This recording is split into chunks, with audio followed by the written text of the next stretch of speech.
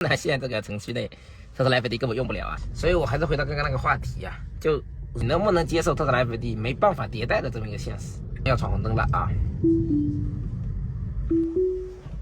开搞，好的，这里是面大叔啊。昨天去了这个苍南县啊，苍南县这个城区内，特斯拉 FD 根本用不了啊，因为它那苍南县的城区左转跟右转道在一个道的，而且在最右边，左转道在最右边。这个特斯拉它现在没有训练过就完全不行，所以苍南的这几个兄弟，苍南、龙岗跟平阳啊，他们的交通设置是差不多的。那这三个县的兄弟，或者有类似于这种设置的兄弟呢，就你左转道没有左转的这种兄弟的城市啊，目前城区里面的确是不好用啊，的确不好用，因为你正常左转你就转不了了啊，所以没办法，城市里面就得手动开了。这个只能看后续怎么去研究这个事情了啊。然后今天我们发疯了，发疯了啊！因为我们这个地下室的它没有扫过图，这个就跟昨天那个是一样的。哎呀，没有地图，所以为什么这么多地方都要扫图啊？为什么特斯拉它不做扫图？这就是一个矛盾，这就是矛盾啊！现在很多的一种矛盾就这么诞生的。到底谁对谁错呢？我个人观点啊，我是支持这边这个特斯拉这个方案的，我个人观点。但是从用户的角度来讲，就从这个自动驾驶的技术发展来讲，我是支持这个特斯拉这个方案的。但是你如果从这个用户的体验来讲呢，啊，我是觉得扫图地下车库扫图也不错啊，也不错。后面那车比较着急啊，当然这两边其实都有电瓶车啊，比较着急啊，所以像人类驾驶员呢比较着急。自驾如果想要做到跟人一样的水平，目前还是需要继续努力。所以我觉得呢，为什么我讲了，为什么从技术角度我去支持这个特斯拉 FD 的？因为它是属于一种为了这个自驾的上限啊，它不断的去拔高它的上限，它不会用一种很简单的一个方式去搞它这个用这种规则控规。它原来也是这么干的啊，原来 V11的吧也是这么干的，用规则控规啊去解决这类问题。但这条路很明显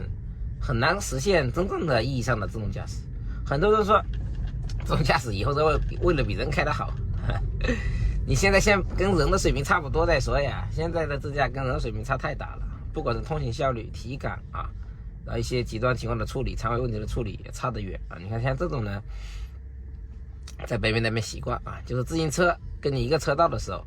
它的路权跟你是一样大的啊，你不能随意的去吓到它啊。所以像这种在国内你就必须得踩点电门啊，这个也是弊端嘛，讲很多次不讲了啊。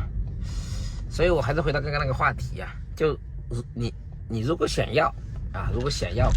把一个这个自动驾驶的能力做到跟人差不多或者比人好，我是支持特斯拉这条路线，让 AI 啊神经网络去做这个事情啊，让 AI 跟神经网络去做这个事情。你要是让代码控规去做这个事情，你虽然说有些下线的一些问题啊，一些奇怪的问题，你是一些简单的红绿灯啊或者车道线的问题，你用地图啊潜规则去可以解决。那这个解决完以后呢，是吧？你这个东西解决完之后，你就很难再去搞融合。很多人对这个融合啊理解不了，这个上限问题它就很难解决了，因为世界上复杂问题太多，所以复杂问题太多。这里好像要闯红灯了啊！很奇怪的啊，这个红灯它有时候闯，有时候不闯，搞不清楚这个事情啊。你又闯了一个直行红灯。好，我们这一期视频可能就是一个叫什么问题视频啊，问题视频。今天一路过来的表现都很差啊，表现很差。但面大叔也会发啊，只要面大叔有录的啊，只要过程中没有特别大的，比如说很无聊啊，或者是有些其他的干扰，我基本上都会往上发啊。不管这个问题视频也好，还是优点视频也好，都是一镜到底的。但大家知道有些东西啊，你如果没有流量、没有看点的东西，我是不会发的，没有意义，你懂吧？没有看点，你发上来呢，大家就没有讨论的话题啊，没有讨论话题呢，你就没有人看，没人看，没传播不出去呢，你发了有什么意义？你还不如不发，是吧？所以基本上我会发一些有值得讨论的地方的一些视频。回到我们刚才那个技术路线的讨论吧，就原来的 V11的时候呢，在北美那边也有很多像面大这样去测这个特斯拉 FD 的博主，他们比我更专业啊，更深度去测，也更有时间去测。但其中有一位博主呢，在 V11 V11.3到 V11.4以及到 V12出来中间段时间，他就绝望了，他觉得这个技术路线永远都做不到这个自动驾驶，他就绝望，他就停更了，大概停更了3个月还是半年，他就不更新了。就跟梅大叔去年一样的啊，买了问界 M9，我看到了他这个技术路线的上线，我做了大概1个月的视频吧，还有2个月视频，我有点忘了啊，然后就停更了，因为我看到了他这个东西的上线，我觉得他这个实现不到自动驾驶，就有点绝望。然后呢，那时候特斯拉也没进国内，然后其他的车企的水平也差不多啊。理想的那个端呢，我研究了一下，也就那样。那个时候啊，就是在去年，所以我也就会绝望。所以这个后来那个北纬那个博主呢，是一直到了 V12出来以后啊，他又开始重新做账号。随着 V12迭代之后呢，他这个好评是越来越多，就他做到了很多原来用代码控规完全做不到的一些事情。就像刚才那个电瓶车出来，它这个减速，如果按照原来代码控规，它要么就无视它，要么就直接急刹，做不到像这个特斯拉 FD 既能够兼顾它安全性，又能够做到这一个减速的这个比较类似于人类这种减速啊。虽然这一路过来是它的挺多问题，看看几个闯红灯啊，闯红灯这个问题，你想解决闯红灯真的很简单啊，你只要给它做好这个车道线跟红绿灯的这个识别啊，识别完你就给个代码啊，红灯停，绿灯行啊。国产自驾呢用的也是视觉方案跟导航地图的方案去识别这个红绿灯的啊，做大量的标注就能解决这个问题。很多人觉得这个视觉融合好像这个激光雷达占主要，其实视觉融合呢是这个视觉占主要啊，激光雷达是用于测距避障的，这个反正直播间也讨论很多，这里不讲了。回到刚才这个技术话题的路线上讲吧，就特斯拉为什么在2021年、22年把它这个技术框架给公布了啊，告诉大家它怎么实现它的 V9、V10、V11，应该是 V10开始吧，怎么实现的啊 ？BEV 加全飞门加专业网络，就是我感觉啊，就他们看到了这条技术的上限，它因为有端了嘛，他就把它公布了。公布了之后，这是个阳谋啊，其实是个阳谋。我告诉你，你做不做，你跟不跟进？你不跟进吧，你做不了这种无图的这种。就无图就无高精地图啊，这种家用车的自动驾驶你做不了。你前面说不跟进啊，你如果跟进，那么你就是在我的技术上限，他认为已经看到技术上限的一条路上浪费资源、浪费金钱啊，这是他的一个阳谋。还有一点呢，他也的确他认为自己技术领先，我把这个公布了，你做出来无所谓我还是技术领先。那么你如果做出来，你还能推动这种自动发展，大家把这个自驾的概念就跟特斯拉做电车一样的，他不在乎你们更多人做电车啊，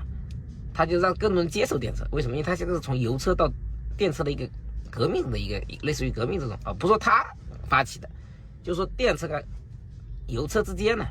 是类似于革命。我们国家是大力支持啊，我们国家也是类似于革命，不是特斯拉马斯克发起的，只不过他的想法。我想讲的是什么呢？就现在很多人还不能接受这个辅助驾驶，这个自动驾驶，很多人不接受。那么怎么样让更多人接受呢？自然是有更多的这种宣传啊，这种宣传相当于什么？现在他把一个老的技术公布了，那么你们用了之后帮他做宣传，他用更牛逼的这个自驾领先的框架啊来吊打你，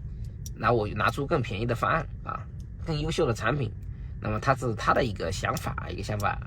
那这个想法对与不对？从目前国内的情况来讲，他的想法是错了啊，为什么呢？因为国内呀